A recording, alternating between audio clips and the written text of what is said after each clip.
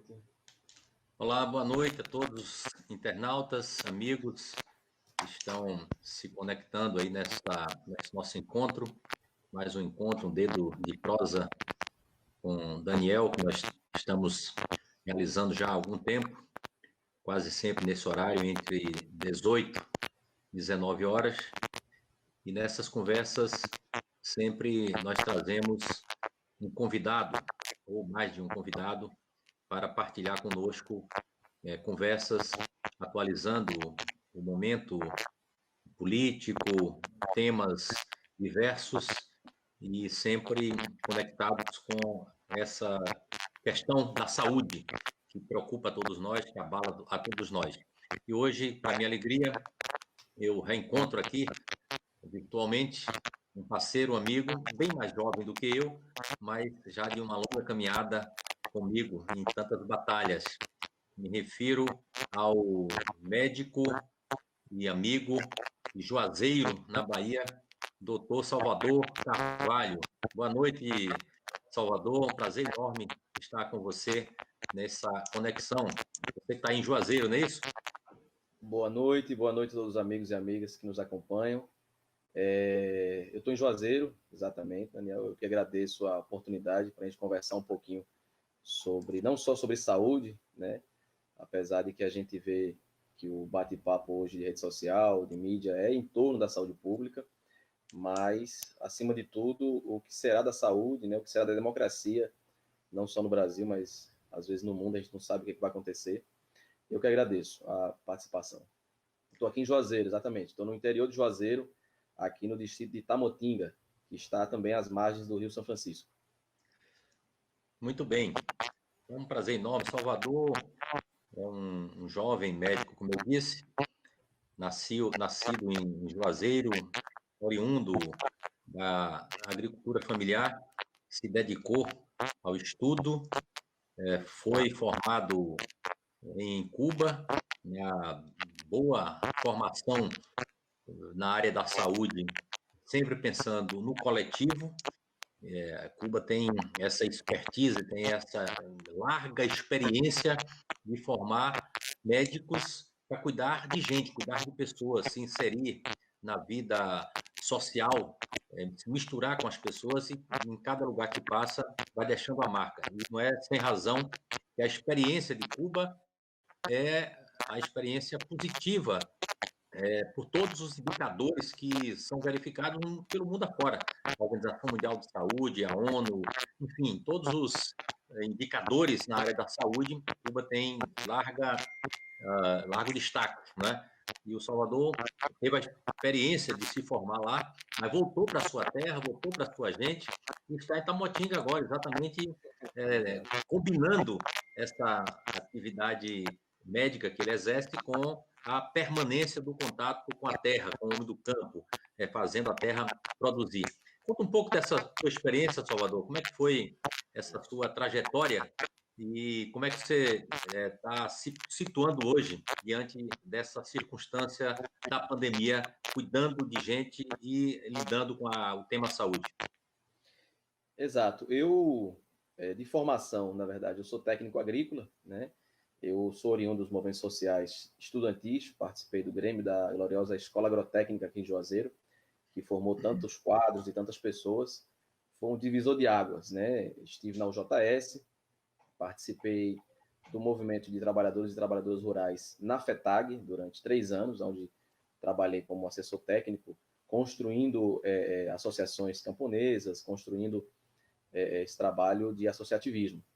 E aí, durante esse percurso, surgiu a oportunidade de ir a Cuba, né? Cuba desenvolve um programa internacionalista, né, que é algo característico dos países socialistas, que é a solidariedade internacional na formação de jovens, né, de origem humilde, dentro de Cuba, e que depois a única coisa que eles nos cobram é que você retorne aos seus países e possa colaborar com a sua comunidade. Foi o que aconteceu comigo. No ano de 2006, eu fui a Cuba, fiz todas as provas que devem ser feitas, idade até 25 anos. Chegando em Cuba, lá cursei o curso de medicina durante os 6 anos. E foi assim, uma experiência incrível. Eu costumo dizer que eu saí de lá com 2 diplomas. Eu saí com o diploma de médico e sair com o diploma de humanidade, né? O diploma da experiência de ter vivido um país socialista e que, de fato, a saúde das pessoas é levada muito a sério. Eu estava fazendo essas comparações esses dias por conta da pandemia, né? Eu tenho vários contatos em Cuba, eu tenho um filho em Cuba que tem 7 anos e em contato com os colegas de lá, esses dias, eles passaram 21 dias sem detectar nenhum caso de Covid. E agora apareceu 30 na cidade de Havana, que é do tamanho de Salvador, e eles estavam apavorados. Ou seja, para eles era muita coisa. Né? Então, a experiência que eu tive foi de que a saúde pública e a atenção primária, que é o que a gente sonha que funcione bem no Brasil, em alguns lugares funcionam, mas outros, infelizmente, ainda não, por falta, muitas das vezes, de recurso, em Cuba funciona de forma muito simples. Né? Por exemplo, um médico e uma enfermeira, ele cuida de um consultório de família, onde ele é responsável por, no máximo, 1.000 pessoas. Né? No máximo, 1.000 pessoas. Eu tenho uma experiência pessoal, onde eu trabalho hoje no bairro João Paulo II, aqui na periferia de Juazeiro, onde é um bairro que tem em torno de 15 mil pessoas e existem apenas 2 médicos.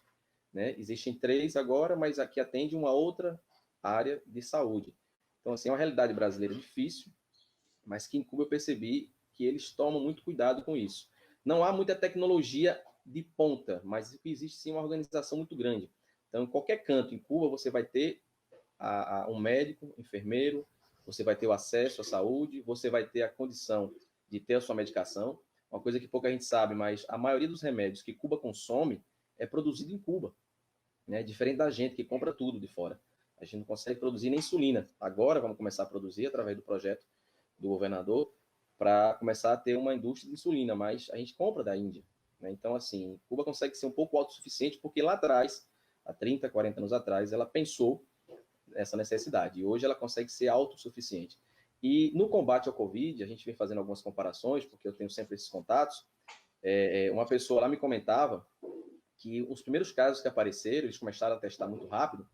E um detalhe que eu achei interessante foi que o primeiro caso que teve uma comunidade lá próximo, aonde eu trabalhei, eu estudei, teve um caso em uma família. Aí eles detectaram 5 casos na mesma família. Em uma tarde, eles fizeram 200 testes em toda a rua e em toda a quadra, que era justamente para tentar identificar de forma rápida, isolar essas pessoas e, de fato, fazer o controle. Esse é o problema que nós temos no Brasil. A gente não conseguiu fazer isso desde o início. A gente viu, infelizmente, um governo federal que nunca se preocupou com ninguém, né? E se alastrou como está. Hoje, eu estou médico de saúde da família no bairro João Paulo II e também sou emergencista no Hospital Regional de Juazeiro, que atende mais de 40 cidades aqui da região norte e que é porta de entrada, né, no cuidado aos pacientes que chegam com Covid. E que, de verdade, para ser muito sincero, está sendo muito difícil, está sendo bem complicado, apesar de que o hospital ele tem as condições, a gente tem hoje na atenção primária bastante condição, a gente tem EPI, a gente consegue trabalhar, só que essa dissonância que há entre o governo federal e os municípios causam uma confusão na cabeça das pessoas. E isso acaba dificultando demais o nosso trabalho. Maravilha. Aqui algumas pessoas já mandando mensagem. O Tiago Dias é o nosso próximo prefeito de Jacobina, Coisa dizendo boa. o próximo vereador de Juazeiro, me saudando. Kleber Souza, Gisele Henrique, Francisco José Nunes, Núcleo Bandeirante, Distrito Federal. Olha aí, deve ter gente de Juazeiro que está lá em Brasília. É possível. Juazeiro tem gente todo canto. Ana Cláudia Rego. Ana Cláudia, um abraço, Ana Cláudia. Então a turma já está aqui entrando aqui para participar da nossa conversa. Mas você está hoje no bairro João Paulo. João Paulo II, é o maior bairro aqui de Juazeiro, né? É o maior bairro da periferia. Na verdade, é o maior bairro de Juazeiro, na periferia de Juazeiro. Ele está ali localizado, logo na entrada de Juazeiro. Quem vem de Salvador, à esquerda. Depois eu conheço bem. É bem grande, bem grande. Eu nasci e cresci lá, na verdade. Eu me criei por lá. Minha mãe mora lá ainda, meus amigos, todo mundo está por lá ainda. E como é que está sendo essa experiência sua no dia a dia? Você atende lá no bairro e no hospital você falou. Como é que as pessoas estão reagindo o contato com o vírus, o adoecimento, o clima, não só do ponto de vista médico, mas do ponto de vista social. Como é que está o ambiente aí nos bairros periféricos, onde a doença está chegando agora com maior intensidade, né? Ela interiorizou e está chegando em alguns bairros aqui em Salvador, por exemplo. Nós estamos verificando que bairros como Nordeste de Amaralina, Pernambués e outros, né?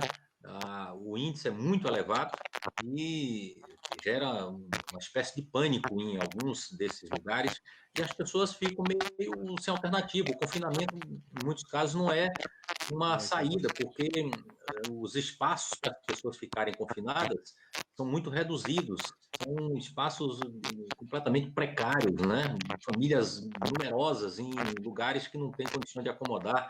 Enfim, como é que você está sentindo isso aí? Daniel, aqui não é diferente do que está acontecendo no Brasil todo, né? E digo de passagem no mundo todo. Infelizmente, a pandemia ela não chega igual para todo mundo, né? A gente acha que ela adoece, ela chega nas casas iguais, mas ela não chega. Do ponto de vista médico, a gente está conseguindo acompanhar ainda, apesar de que o número de notificações ela é elevadíssimo. No bairro onde eu atuo, a gente tem em média de 10 a 15 notificações por dia, né? Nossa região ela tem já uma quantidade significativa de casos positivos, mas como eu falei, a gente não tem uma estrutura, vamos dizer assim, dentro das casas das pessoas, dentro da estrutura socioeconômica das pessoas, para que elas possam de fato se isolar, né? Ou seja, é difícil, mas se você tem, eu tive Covid, né? Eu tive Covid em maio, fiquei isolado. Você já teve? Tive, já. E eu tive a oportunidade de me isolar. Mas tem pessoas que moram dentro da casa com 5, 10, né? Às vezes o mesmo quarto serve de dormitório para 5, 6 pessoas. E a gente começa a sentir que essa dificuldade do isolamento, ela faz com que as pessoas entrem em pânico. A gente tem hoje, nesse momento, duas doenças, de fato, que a gente precisa cuidar, né? A gente tem aquela que está se divulgando e se conversando muito, que é a própria Covid, e suas complicações respiratórias e tal. E nós temos a outra que é o pânico e o medo da doença, que está adoecendo as pessoas também. É algo que a gente vai precisar de um bom tempo, não vai ser vacina que vai controlar isso, e a gente sente que precisa cada vez mais, né, que a gente, profissional de saúde, e que os próprios meios de comunicação comecem também a pautar isso, porque o medo de adoecer está adoecendo também as pessoas. Eu já presenciei pessoas em pânico, precisando de fato de internamento, às vezes de intervenção com medicação na veia, para poder se acalmar, porque achava que estava com coronavírus. Isso acontece muito porque muitas das pessoas não têm condições dentro das suas casas de se isolar, ou então perder os seus empregos, né? O isolamento é importantíssimo. Infelizmente, ainda é a única forma da gente conseguir controlar e esperar a chegada da vacina. Mas, infelizmente, a gente está percebendo que existem esses dois adoecimentos. E aí, se não fosse o SUS para acompanhar essas pessoas, eu, sinceramente, acho que seria muito pior toda essa pandemia, né? O SUS ele vem cumprindo um papel importantíssimo, né? Muita gente reclama, muita gente questiona. Um colega me perguntou: Salvador, o que é que você acha que o SUS vai sobreviver depois dessa pandemia, né? Muita gente pergunta. Eu digo: rapaz, não só vai sobreviver, mas como vai renascer, porque eu acredito que ele saia muito mais fortalecido, porque, de fato, hoje a gente percebe diretamente a importância dele, né? Só para dar um exemplo, as clínicas privadas não estão fazendo teste. Muitos são atendidos nas clínicas privadas e são encaminhados para o SUS para fazer o teste no SUS. Então, a gente percebe a importância do SUS nessa pandemia mais do que nunca. Eu acho que é a primeira vez que o SUS é testado de forma direta no nosso país. Lamentável que não tenhamos um ministro da saúde, né? Nós estamos há 2 meses sem ministro, para poder melhorar ainda mais essa atuação do SUS. Mas ele vem chegando à casa das pessoas do jeito que pode e vem ajudando muitas pessoas. É muito importante ter essas opiniões, que são opiniões do conhecimento, da ciência, das pessoas que estão lidando no dia a dia com o problema. E eu não ouvi nenhuma voz de quem conhece, quem lida com o problema, que não considere como algo extremamente grave. que não tenha uma preocupação profunda sobre como enfrentar. E todos, ou praticamente todos, a esmagadora maioria, indica os mesmos remédios. Enquanto não tem a vacina, enquanto não tem a cura, tem que ter a proteção. Não é? E a proteção está relacionada com distanciamento e os equipamentos que podem proteger não só os profissionais da saúde, como os indivíduos, né? A máscara, lavar as mãos e assim por diante. Mas, infelizmente, no Brasil, diferente de Cuba, da China, de Portugal, da Nova Zelândia, onde teve governos fortes, tomou as decisões adequadas no momento adequado, pôde conter a disseminação, preservou vidas, muitas vidas, e Muitas o vezes. custo econômico foi muito menor, porque foi possível retomar a atividade num tempo mais curto, com mais segurança, né? Os países que não adotaram essa postura têm pago um preço muito elevado. Mas o país, o quê? A nação, e recai sobre os mais pobres. Eu vi dados recentes falando isso. O índice de mortes entre aqueles que recorrem ao sistema público, né, é maior. O índice de morte nas periferias é um índice maior. Né? Eu vi dados recentes de grávidas e parturientes que morreram no Brasil, um índice alarmante. O Agora, Brasil, das dez gestantes que mais morrem no mundo, 8 estão no Brasil. de cada 10, 8 são brasileiros. Imagina. Isso. E o presidente Bolsonaro disse que era uma gripezinha, disse que ele não era coveiro, e daí, com as mortes que estão acontecendo, e hoje ele diz: tem medo do quê? Enfrenta, diz Bolsonaro sobre mortes do Covid. Então, ele tenta fazer da vida, do sofrimento das pessoas, um ambiente de disputa política e tenta fugir das responsabilidades que ele tem adotado. Você tem discutido esses temas assim no ambiente científico, de médicos e tal, entre os colegas? Como é que isso impacta, né, no na sua convivência assim, na área da medicina? Diariamente a gente tem contato com todos os colegas profissionais de saúde, né? Assim, eu costumo dialogar com todo mundo, com colegas médicos, com agentes comunitários de saúde, com o pessoal da enfermagem, com técnicos de enfermagem, com todos os profissionais. E assim, de forma maciça, a opinião é só. A gente tem, infelizmente, um Ministério da Saúde que não funciona, um presidente que ignora o mais grave. Acredito que a maior crise pandêmica que o Brasil já tem enfrentado nos últimos 500 anos, eu não tenho dúvida disso. Acho que nem a gripe espanhola conseguiu fazer isso no Brasil. E a gente percebe que essa proposta dele não é algo não pensado, né? É algo pensado. Não é uma loucura da cabeça dele. Pelo contrário, é isso que ele pensa mesmo. Né? Ele não está nem aí para a população. Ele tem pouco ou quase nenhuma preocupação com quem vai morrer ou deixar de morrer. Ele quer, de fato, é que o governo dele, teoricamente, tenha uma porcentagem de aprovação dentro das loucuras que ele fala, e para isso ele tocar o governo e tentar uma reeleição. É lamentável isso. É lamentável que a gente tenha uma parcela da população brasileira que ainda pense desse jeito. Isso a gente tem que aceitar. Eu acho que é uma parcela da população que ela estava escondida, né, desde a ditadura, com medo de propor e de falar essas asneiras que eles falam, e que encontraram na cabeça de alguém que não tem capacidade nenhuma para ser presidente, que até hoje não sentou na cadeira, um espelho para poder defender seus pensamentos racistas, seus pensamentos neoliberais, e infelizmente a gente percebe isso. Dentro do meio dos profissionais de saúde, a gente lamenta muito o que está acontecendo, porque a gente poderia estar em outro patamar. A gente tem a Fiocruz, por exemplo. Esses dias eu estava comentando com os colegas.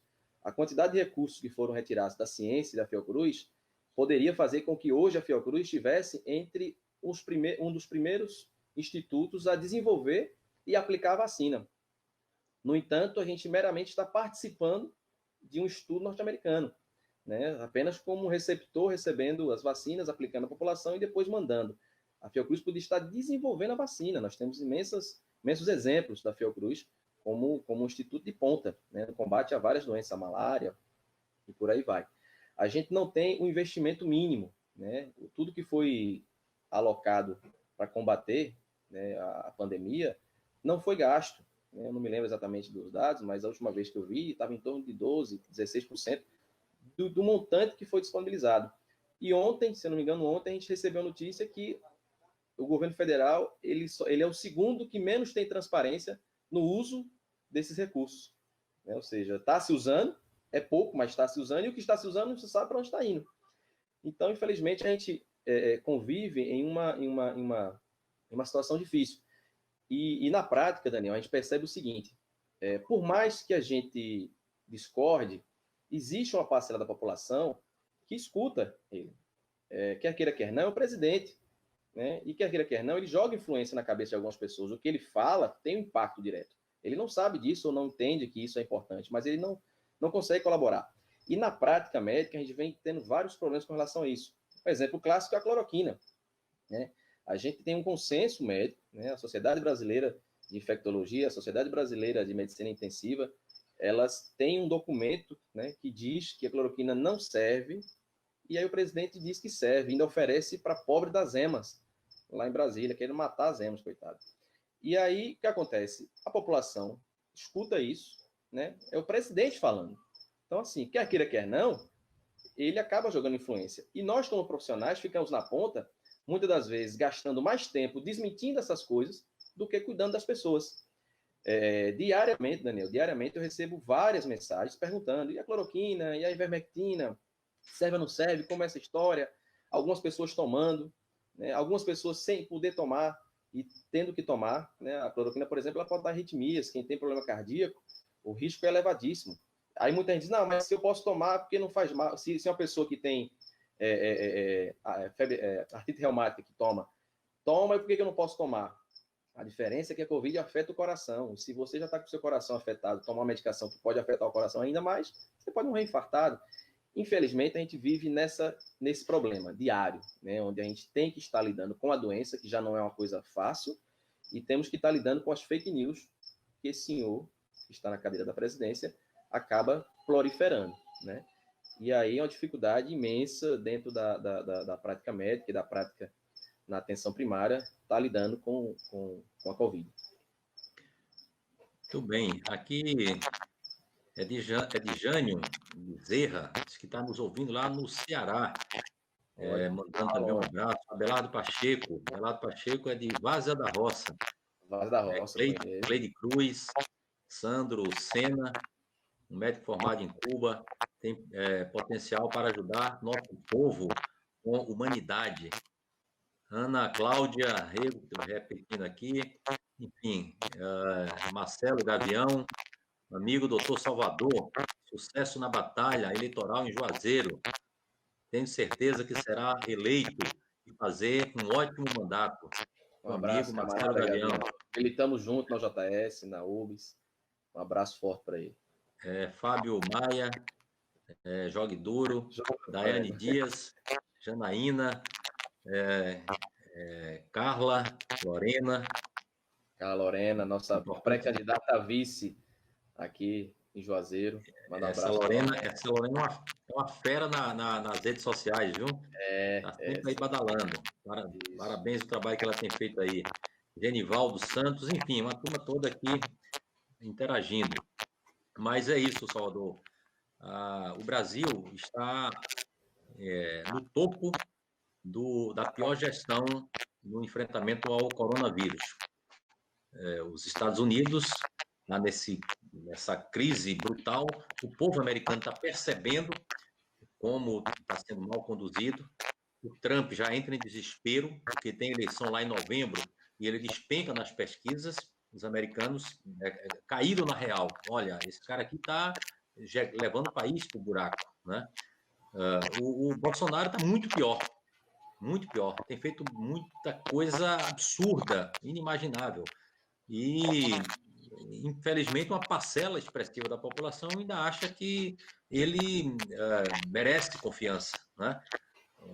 Já existem alguns algumas denúncias no Tribunal Penal Internacional por crime de genocídio.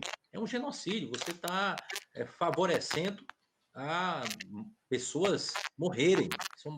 Logo, logo chegaremos a 100 mil brasileiros mortos, mais de 90 mil famílias enlutadas, né? E ele não tem nenhuma atitude, né? Fica tentando brigar com todo mundo, brigar com o governador, brigar com a ciência, brigar com o STF, brigar com o Congresso, brigar com as instituições, né? E não cuida daquilo que é a obrigação do governo. Você disse bem, nós aprovamos muitas ações no Congresso Nacional para fazer o enfrentamento. Começar pela renda emergencial. Ele mandou uma proposta de R$200, nós botamos até 1.200, e o governo sai por aí dizendo que é ele que está pagando, ainda tenta tirar proveito político disso, se apropriar de uma coisa que ele queria impedir, né? E fica fazendo esse proselitismo. Mas dos recursos que foram disponibilizados para o enfrentamento ao coronavírus, para os municípios, estados, micro e pequenas empresas, renda emergencial, lei da cultura, todos esses recursos, ele não conseguiu executar nem 40%. Ora, numa situação de emergência, estado de guerra, o dinheiro está lá, está disponível, não há nenhum impedimento, mas não chega. E quando chega, chega com muitas dúvidas. E ele fica tentando fazer essa dicotomia, né? Entre cuidar da vida e cuidar da economia. Não tem que ter dicotomia nisso, né? Ele tem que cuidar da vida, que a vida está em primeiro lugar, e ao mesmo tempo cuidar da economia. O Estado pode fazer as duas coisas, deve fazer, a sociedade precisa fazer as duas coisas, né? E ele fica tentando criar e vai enganando muita gente dizendo, olha, o Bolsonaro estava certo, eu sou um pequeno empresário e estou quebrando, porque a atividade econômica está fechada. De que adianta ele abrir numa semana e na outra semana ter que ficar fechado 15 dias, né? De que adianta ele abrir e a família dele ficar contaminada e ter que perder a vida, né? Então, ele tinha que dar o dinheiro para o cidadão não precisar abrir o seu comércio, mas não ter o risco de ele ficar fechado permanentemente. Ter o acesso ao crédito, ter o acesso ao pagamento da folha de salário, tudo isso a gente fez no Congresso. Mas, infelizmente, o Bolsonaro tem atrapalhado nesse caminho. A saída é sempre a saída política, né? Nós temos que pensar as escolhas que fizemos e evitar erros, né? Na democracia é assim, a gente tem que corrigir. E falar de política, conta aí um pouco dessa sua trajetória política, dos desafios de agora, nesse ambiente político, e do seu desafio específico em Juazeiro. Então, antes de comentar um pouco isso, Daniel, eu queria fazer só um adendo no que você comentou, e a gente recordar, eu acho que, como eu falei um pouco mais antes disso, da importância de um sistema público de saúde forte, né? A gente percebe que os países onde o sistema público de saúde são fortes, eles conseguiram combater a pandemia de uma forma mais rápida. Quem ouve falar de alguma catástrofe no Canadá? Quem ouve falar de alguma catástrofe na China, em Cuba? Quem ouve falar de alguma catástrofe na própria Alemanha, Inglaterra? Houve sim uma quantidade grande de casos, mas os países, mesmo neoliberais, que investiram na saúde pública, de fato, e tiveram responsabilidades, estão se saindo bem. Os Estados Unidos, ele é um mau exemplo de gestão de saúde pública. Na verdade, não há saúde pública nos Estados Unidos, porque há uma saúde privada. Eu tenho, por eu ter estudado em Cuba, a gente estudou com todo mundo, né? A gente estudou com chileno, com mexicano, com palestino, com sul-coreano e também com norte-americanos. E a gente tem um grupo entre a gente que a gente conversa, e um dos colegas que mora nos Estados Unidos estava comentando que os pacientes pedem para não ser levados para o hospital, porque se eles forem, eles têm que pagar a ambulância, o internamento, e se falecerem, a família fica com a dívida. Então, imagine uma situação dessa.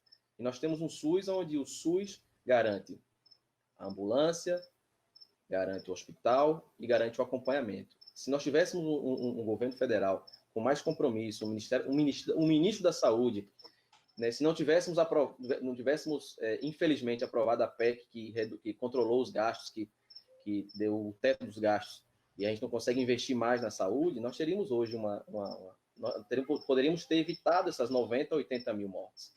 São vidas que poderiam ter sido prevenidas, elas poderiam estar em casa hoje conversando com seus familiares. E, infelizmente, a gente vê um presidente que não se preocupa com isso. Aqui em Juazeiro, Daniel, como eu comentei, eu cresci em Juazeiro, cresci no bairro João Paulo II, estudei na Escola Agrotécnica e tive essa militância dentro da UJS e do PCdoB. Eu estava brincando, né? Eu sou um pouco novo, mas eu já tenho quase 20 anos de militância, tanto na UJS quanto no PCdoB. A primeira eleição que eu participei ativamente, estando no Grêmio Estudantil, foi no ano 2000, né? A gente já está em 2020. Então, já tem alguns anos. E a gente percebe, quando a gente participa dos movimentos sociais, e isso é uma construção de todo mundo que passou por ele, da importância de você militar, mas ao mesmo tempo atuar. E que em algum momento você acaba sendo chamado para a responsabilidade, para colaborar de alguma maneira. Então, eu fui a Cuba, fiz medicina, retornei, revalidei pela Universidade Federal de Minas Gerais, participei do programa Mais Médicos, trabalhando durante 2 anos no município vizinho aqui em Jaguarari, né? Assim que revalidei, vim direto para Juazeiro, trabalhar no Parque Residencial, que é o mesmo bairro João Paulo II, ali próximo, e hoje estou no bairro João Paulo II. Além de médico de família e comunidade, eu sou preceptor da Universidade de Medicina, da Faculdade de Medicina Estácio, aqui em Juazeiro. E a gente, na prática médica, né, trabalhando na comunidade, tendo contato com as pessoas, a gente diariamente percebe a importância de atuar e participar. E foi justamente pensando nisso que a gente começou a juntar os amigos, conversar com o partido, discutir com a comunidade, conversar com a família, acima de tudo. E aí foi a partir disso que a gente pensou a ideia de lançar nosso nome a pré-candidato a vereador em Juazeiro, para poder tentar colaborar de alguma maneira. Eu sempre digo a todo mundo que pergunta, né, Salvador, por que você gostaria, por que você quer ser vereador? Eu digo, rapaz, primeiro, eu acho que com uma canetada eu posso ajudar a curar uma doença, né, a ajudar uma pessoa. De repente, na política, eu posso com uma canetada ajudar várias pessoas. E isso faz uma diferença enorme dentro de uma sociedade. Eu acho que a gente que conhece um pouco a realidade das pessoas, a gente que sabe um pouco onde dói o calo das pessoas, eu acho que a gente precisa estar na política. E é por isso que eu estou me propondo a poder fazer esse trabalho. E Juazeiro é o local onde me viu crescer, onde eu comecei e tive a oportunidade de retornar. E é por isso que a gente está se propondo a poder fazer esse trabalho aqui, pensando no trabalho comunitário, mas, acima de tudo, tentando fortalecer a saúde pública e não deixando a agricultura familiar de lado. Até porque eu tenho origens na agricultura familiar, né? Meu pai nasceu e cresceu aqui no interior de Tamotinga, não é à toa que eu estou por aqui hoje. E minha segunda paixão, depois da medicina, é a agricultura, e eu não vou deixar ela. Então, a ideia, justamente, de continuar na política, mas dessa vez assumindo algum cargo eletivo, é justamente tentar colaborar nesse debate para poder melhorar um pouco a sociedade. Eu acho que, nesse momento tão difícil que a gente vive, com uma representação nacional tão ruim, é o momento das pessoas de bom coração, que tenham um pouco de experiência, que queiram ajudar as pessoas a entrar na política. A gente precisa clarear a mente das pessoas de que a política não é um lugar ruim, né? Ela existe, ela precisa ser debatida e ela precisa que as pessoas de bom coração entrem na política para poder colaborar. Muito bem. Aqui é a Janaína Lopes. Estou acompanhando da zona rural de Caetité. Caetité. A boa de Caetité. Rosana Porto, também boa noite. Lúcia Alves. Nina Viana, orgulho de fazer parte do PCdoB. Deve ser gente aí de Juazeiro. Amiga nossa, assistente social aqui do bairro João Paulo II, e é nossa camarada do PCdoB também. Isso, Kelly Cristina. Esse tem conceito. Então, a turma aí está acompanhando e valorizando, viu? Mas, Salvador, eu acho que é importante a gente fazer esse debate sobre os problemas que nos afetam no dia a dia e compreender quais são os caminhos para encontrar as saídas. As saídas, elas são sempre de caráter político. Nós só vamos encontrar melhores respostas se nós nos envolvermos na busca dessas respostas e construirmos um pacto político, uma maioria política capaz de impulsionar no caminho correto. Não tem outra saída. As coisas que nos pertencem, nós devemos nos apropriar delas, não individualmente, mas coletivamente, para encontrar juntos os melhores caminhos. E faz muita diferença quando a gente escolhe de forma adequada, ou quando a gente comete um erro, né? A melhor forma realmente da gente escolher com maior precisão, com menor risco de errar, é olhar para as pessoas, ver a história das pessoas, conhecer qual é a sua trajetória, o que é que ela fez, se o que ela está dizendo tem coerência com a sua atitude, né? Com aquilo que ela exerce no dia a dia. E eu conheço já há bastante tempo, você contou um pouco aí da sua trajetória, as múltiplas atividades que você desenvolveu, a origem que tem, o retorno a essa origem, o bairro onde você nasceu, é um bairro muito pobre, de gente com muitas necessidades, mas gente que trabalha, é um bairro composto de gente que sempre trabalhou, né, para ter o seu sustento, e não é porque você se transformou em médico que você pensa em ficar distante disso. Então, se você analisa essa trajetória, o comportamento, a atitude, é difícil você errar, né? E eu acho que o eleitor tem que ter esta preocupação no cotidiano da sua vida e na opção que você faz na hora da escolha. É muito importante a gente compreender os projetos que estão em disputa, né? Toda disputa eleitoral tem projetos diferenciados em disputa. Às vezes o discurso parece que é tudo igual, mas você tem que fazer o esforço de compreender quais são as diferenças a partir da concepção, das ideias que estão envolvendo um ou outro projeto e das pessoas que estão conduzindo, né? Eu tenho muito orgulho de acompanhar essa trajetória recente de Juazeiro. Nós nos envolvemos muito, o PCdoB se envolveu de forma intensa nesses últimos 12 anos em Juazeiro. Eu me lembro de caminhar Juazeiro em 2007, 2008, ao lado de Zó, que era um vereador ativo, atuante, guerrido, que agora é deputado estadual, deixo um forte abraço a ele, e outros companheiros aí de Juazeiro, e a gente dizia, não dá mais, está cansado esse negócio, Juazeiro está ficando para trás, né? A autoestima do povo de Juazeiro estava lá embaixo, né? As pessoas já estavam perdendo a esperança. E o principal esforço que se fez é o seguinte, não, tem que ter esperança, a esperança não pode morrer. Nós temos que assumir o papel de resgatar. E essa autoestima foi elevada, a esperança foi reacesa, né? E nós estamos há 12 anos construindo muita coisa em Juazeiro, muita coisa. No meu mandato, o deputado federal esteve presente, o PCdoB não deixou de cumprir o seu papel, suas responsabilidades, né? De executar coisa. O emprego começou a voltar em Juazeiro, os investimentos começaram a chegar, a infraestrutura. Eu lembro que a gente discutia o problema de água em Juazeiro, dizia, pô, como na beira do São Francisco, boa parte da cidade não tem água, não tem esgoto. Nesse período, universalizou o serviço de água. Todo lugar tem água, tem esgoto em boa parte da cidade. A escola técnica chegou, a universidade cresceu, né? A infraestrutura começou a chegar. A gente mobilizou recursos em montante muito elevado, que até hoje estão sendo aplicados no município, pavimentação de ruas e etc. Né?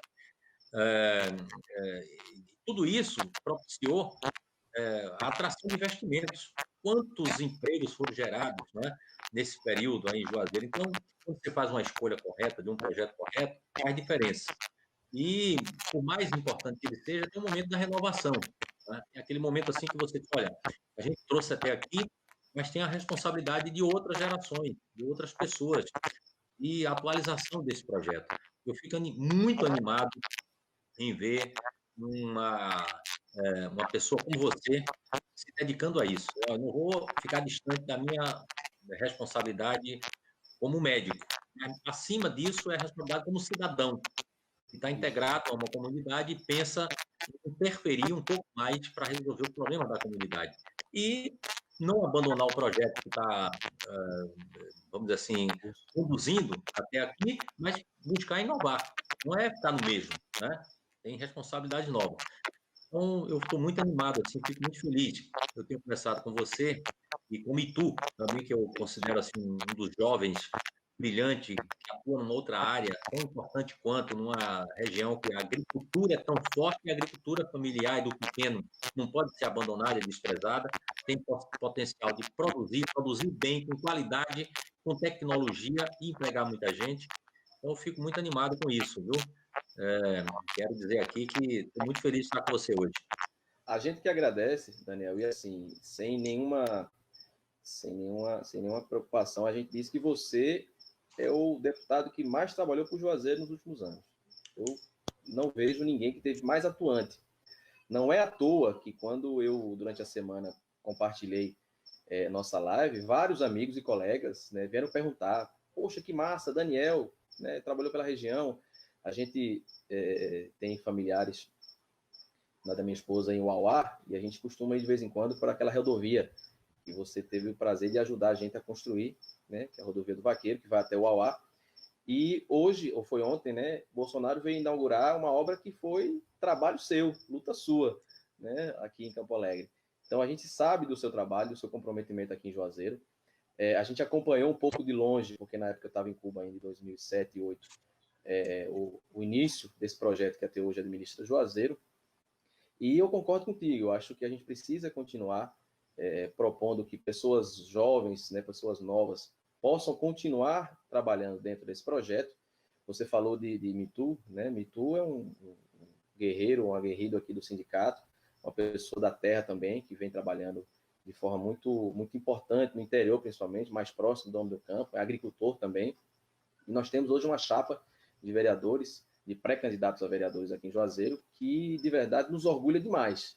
Né? E se a gente olhar 20 anos atrás, o nosso partido, me lembro que a gente se reunia, eu quando jovem ainda, a gente reunia numa casa, era 5, 6, 7 pessoas, né? Hoje a gente consegue fazer uma plenária que nós fizemos esses dias com quase 100 pessoas, mesmo virtualmente.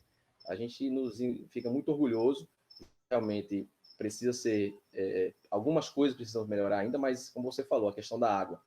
Eu sempre conto essa história, né? No bairro João Paulo II, eu me lembro, quando criança, que minha mãe acordava às 4, 5 horas da manhã para poder encher as dornas, né, de água, porque a água não chegava. Ela chegava meia horinha, uma horinha, e depois ia embora. Hoje tem água encanada. Né? A gente tinha esgotos na rua. Hoje a gente não tem mais esgotos na rua no bairro. Existem mais coisas que devem ser feitas naquela região. Né? Por exemplo, existe um bairro, Antônio Guilhermino, ao lado, que necessita que se resolva o problema do saneamento. Né? A gente precisa também lutar por calçamento no bairro João Paulo II. Mas o Juazeiro como um todo cresceu demais. Né? Os maiores comércios de supermercados estão em Juazeiro, os comércios atacadistas. Né? A gente tem o Ceasa, que é o maior Ceasa do Norte-Nordeste. A gente tem um avanço muito grande no meio rural com chegada de água. Eu estou aqui agora em Tamotinga, né, na comunidade chamada Fortuna, e essa região toda hoje tem eletrificação rural. Não tinha. Né? Meu pai nasceu e cresceu aqui, e ele não viu, infelizmente ele faleceu meses antes de ir para Cuba, ele não viu chegar a energia elétrica, nem água encanada, aonde ele nasceu e cresceu. E hoje tem, né? Graças a Lula, a Dilma, graças ao projeto na Bahia e graças ao trabalho que o PCdoB desenvolve há 12 anos em Juazeiro. Então eu fico também muito orgulhoso, eu tenho muita esperança de que a gente vá continuar com esse projeto, mas sempre inovando e melhorando. E eu acho que esse ano, e é uma pergunta que eu queria fazer a você, Daniel, qual é o termômetro, porque quer queira, quer não, a Câmara é um termômetro, né, para a gente. E eu acredito que as eleições que vão vir agora vão ser eleições diferenciadas, porque acredito que com a pandemia as pessoas vão ter dificuldades de votar, de sair de casa, a luta vai ser mais árdua, vai ser mais difícil, o convencimento, a discussão, né, as redes sociais elas estão vindo justamente para poder colaborar nesse debate, mas não é todo mundo que tem rede social, né, e a gente fica muito preocupado no que vai vir. O que é que você sente que pode acontecer posterior às eleições? Eu sou muito otimista, né? Eu acho que a gente vai sair das eleições vitoriosos, né? E na construção de um projeto melhor para 2020. Mas eu queria saber de você o que é que você está sentindo aí na Bahia, nessas andanças suas. É isso. A gente está acompanhando, sem saber direito qual é o rumo que as coisas vão ter, né? Ó, César Sampaio, vereador de Muniz Ferreira, aqui mandando um abraço também para a gente. Tem gente de toda a Bahia aqui. A gente está falando para Juazeiro, mas fala para o Brasil todo, viu? Todo mundo acompanha. Maragogi. Silvio Santos Maragogi. Viu, Salvador? Teve gente até que ficou achando que não deveria ter eleição, deveria adiar a eleição, prorrogar mandato, etc.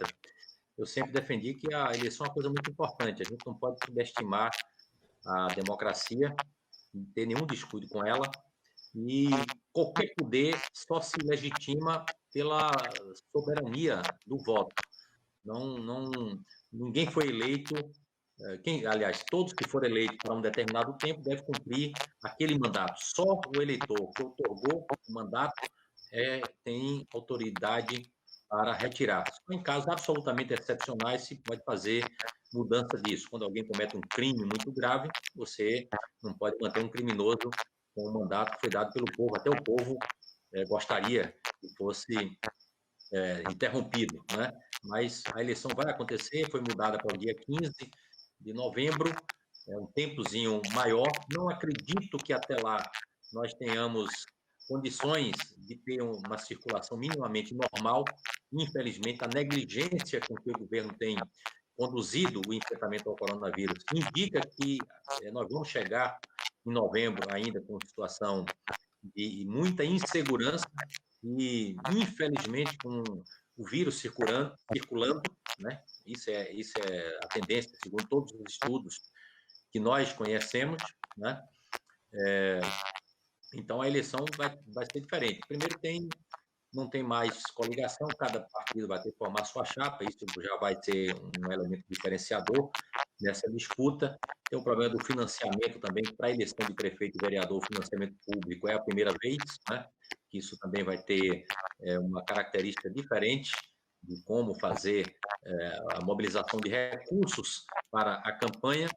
Não tendo comícios, grandes aglomerações, eu acho que quem tentar fazer isso vai ser mais repudiado pelo povo do que apoiado, né? Então, tem que haver cuidado em relação a essas grandes aglomerações. A rede social vai ter um papel fundamental, aliás, já está tendo. Todos nós estamos aprendendo a lidar com as redes sociais, e quem tem mais habilidade para isso está levando vantagem, né? Então, todos nós devemos usar redes sociais, mas devemos ter muito cuidado. Ela não é o único instrumento e nem tudo que está na rede social deve ser absolvido como verdadeiro, muito ao contrário. É um espaço muito fértil para muita calúnia, manipulação econômica, né? A gente sabe hoje que as redes sociais tiveram responsabilidade direta na eleição do Trump, que é essa coisa louca nos Estados Unidos, aqui no Brasil, com o Bolsonaro, né? E nós não podemos deixar de ter o cuidado, né? De olhar para as informações que estão circulando nas redes sociais, né? Formar os grupos para esse contato, os grupos de Zap. Então, usar esses mecanismos vai ser muito necessário. Isso já deve ser feito desde agora, porque todos podem falar que são pré-candidatos, pode dizer qual é o projeto que defende, pode ir se apresentando, para não ser vítima desse oba-oba da reta de chegada, né? As pessoas conhecerem com mais antecedência quais são as ideias daqueles que estão se apresentando como candidatos, né? Então, acho que esse é um esforço que a gente tem que fazer. Levantar temas relevantes para discutir com a população, eu acho que tem que fazer esse esforço. E não abandonar a possibilidade do contato, porque no seu bairro você vai circular de alguma forma, com o cuidado necessário, mas tem algum grau de circulação ali. E essa conversa direta, esse contato direto, ele vai precisar ser feito, né? Nos lugares onde a gente puder ter esse contato. Então, acho que é isso que a gente vai ter que procurar fazer. Do ponto de vista político mais geral, eu tenho pensado que nós não podemos deixar de fazer o debate sobre o coronavírus, enfrentar isso agora, preservar a vida, cuidar da economia, especialmente os micro e pequenos, cuidar da proteção de empregos. Esse é um esforço muito grande que a gente vai ter que fazer. Cobrar do Estado as ações que precisam ser adotadas, só pode vir recurso do Estado. Não vai haver uma retomada da economia num tempo curto, e por isso mesmo os eleitos em 2020 para governar a partir de 2021 terão uma responsabilidade muito grande. O recurso é curto, e se o recurso é escasso, vai ser mais exigência para definir a prioridade. Porque senão os poderosos que sabem melhor circular no ambiente do poder, leva tudo e os pobres vão ficar sem nada, né? Então, nós temos que ter muito cuidado na eleição do vereador e do prefeito nessa disputa para ter uma boa seleção na aplicação dos recursos no ano que vem. Eu vi um dado recente, Salvador, dizendo que os 40 mais ricos do Brasil aumentou a riqueza, aumentou o patrimônio nesse período. A empresa maior do mundo. Houve 40%, os mais ricos, eles tiveram um ganho de 40% de suas riquezas durante a pandemia. Exatamente, é isso. Os mais ricos tiveram um ganho de 40%. É um absurdo. O sistema financeiro só ganha. O homem mais rico do mundo, que é o dono da Amazon, né, nos Estados Unidos, multiplicou o patrimônio da empresa, já está com quase 200 bilhões de acúmulo pessoal.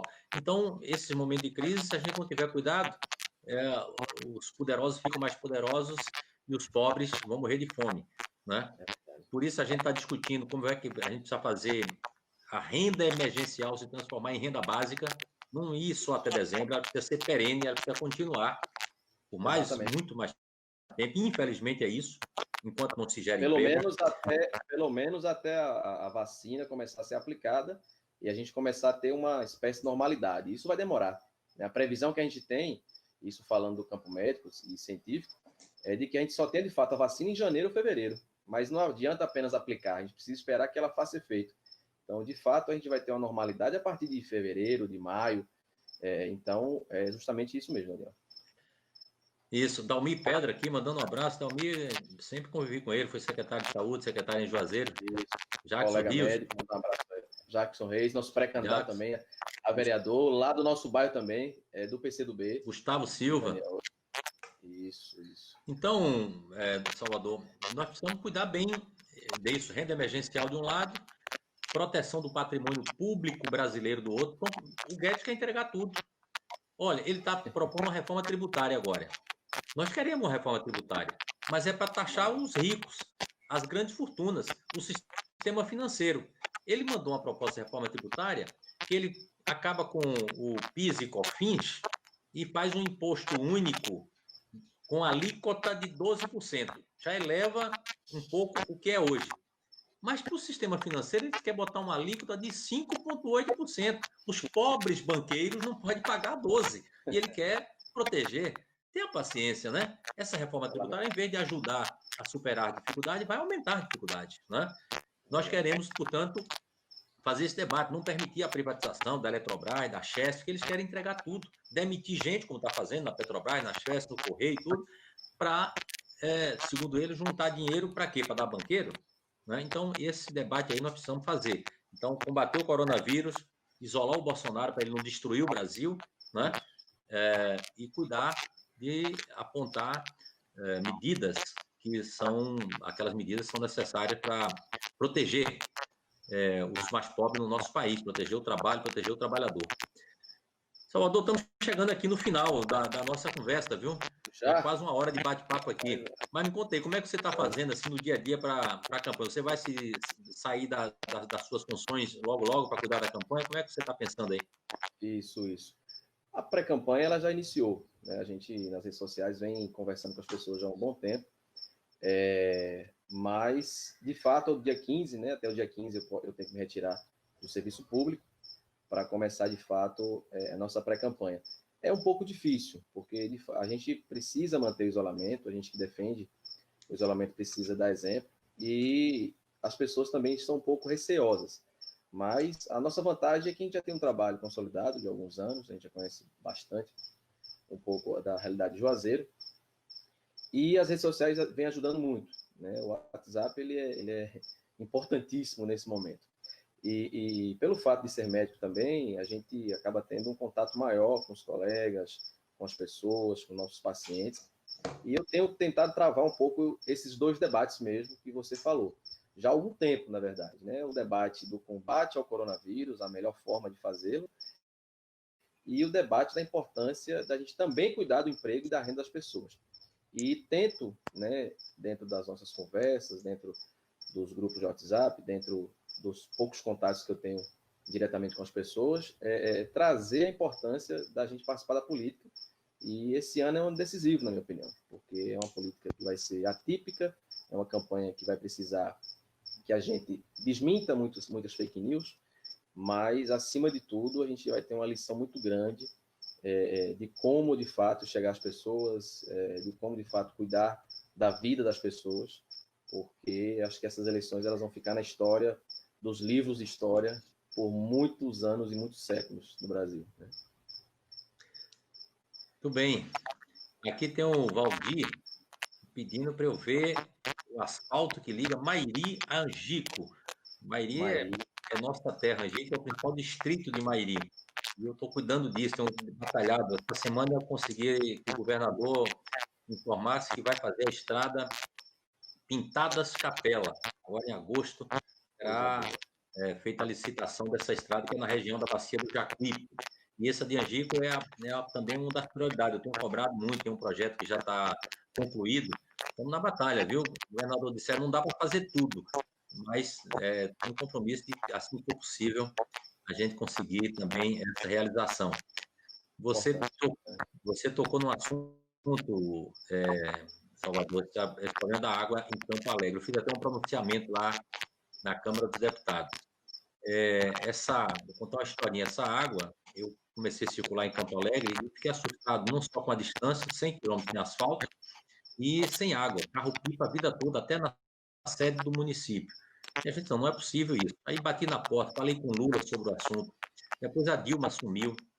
Eu falei com Dilma algumas vezes, falei com Wagner várias vezes sobre o assunto e comecei a insistir nisso. O prefeito, que era o Alessandro Dias, insistiu, correu atrás e tal. E depois nós botamos uma emenda para fazer a agência do INSS em Campo Alegre de Lourdes. Foi feita a agência do INSS e eu tinha muita amizade com o ministro da Previdência, que era o Carlos Gabas, e só você vai a Campo Alegre inaugurar essa agência. Ele disse, pô, aí combinamos. No dia da inauguração marcada, apareceu uma agenda urgente, que eu não podia deixar de estar em Campo Alegre, em Brasília, e o Gabas foi só, eu não pude ir. Eu disse a ele, você vai lá, eu quero que você ajude, converse com o prefeito para levar a água para lá. Tem um projeto, eu já falei com a Dilma, e ele sempre muito amigo da Dilma, e ele foi, e lá no palanque ele disse, eu vou assumir esse compromisso e vou conversar com a Dilma. Ele era muito amigo da Dilma. Dilma, de vez em quando, dava muitas voltas de moto em Brasília. Era flagrada na garupa de uma moto, dando volta por ali, de capacete e tudo mais. Ninguém sabia quem era esse misterioso que transportava a Dilma. Aí, um belo dia, ele disse, deputado, vou te ligar para dar uma boa notícia. Eu dei umas voltas com Dilma aí de moto em Brasília, convenci ela, ela autorizou fazer a água de Campo Alegre. Olha. E o governador Wagner me cobra todo dia e tal. E aí foi a água. Ela deu ordem de serviço, executou a obra, nós inauguramos a obra, ficou faltando apenas os ramais. E agora o Bolsonaro chega lá, gastou uma fortuna com um avião, um helicóptero, uma coisa... Gastou muito mais do que o dinheiro que ele botou na obra do governo dele, né? Mas, enfim, ele devia ter dito lá que o principal agradecimento é o prefeito, a comunidade de Campo Alegre, sempre precisou, e a presidenta Dilma, que tomou a decisão de fazer... E você ter lutado por isso também. Pois é.